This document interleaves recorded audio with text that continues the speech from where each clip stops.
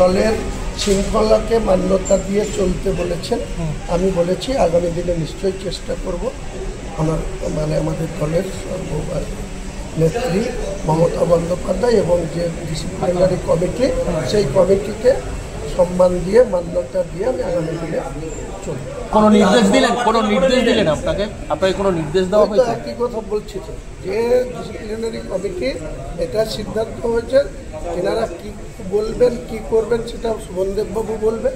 আর আমি আমার তরফ থেকে এটুকু বলবো যে ডিসিপ্লিনারি কমিটি আমাকে যে প্রশ্নে ডেকেছিলেন, আমি সেখানে আমাকে মৌখিকভাবে যে কথা বলেছেন আমার খুব ভালো লেগেছে ওনাদের কথা। সেই কথা আগামী দিনে আমি মান্যতা দিয়ে কি দুটো কথা আমি প্রিভিয়াস কি বলেছিলাম সেটা নিয়ে যেতে চাই। আমি শুধু ডিসিপ্লিনারি কমিটির কাছে প্রেজেন্ট হয়েছি। এনারা আমাকে যে মৌখিক যে কথা বলেছেন আমার সেই কথার মধ্যে আমার সম্মান আরও বেড়েছে। সেখানে ডিসিপ্লিনারি কমিটির কেবল সদস্যদের সেই সিদ্ধান্তকে আমি সম্মান জানাচ্ছি এবং আগামী দিনে এই ডিসিপ্লিনারি কমিটি এবং আমাদের সর্বোচ্চ নেত্রী মমতা বন্দ্যোপাধ্যায়ের নীতি আদর্শ তার নির্দেশকে ফলো করে আমি চলি।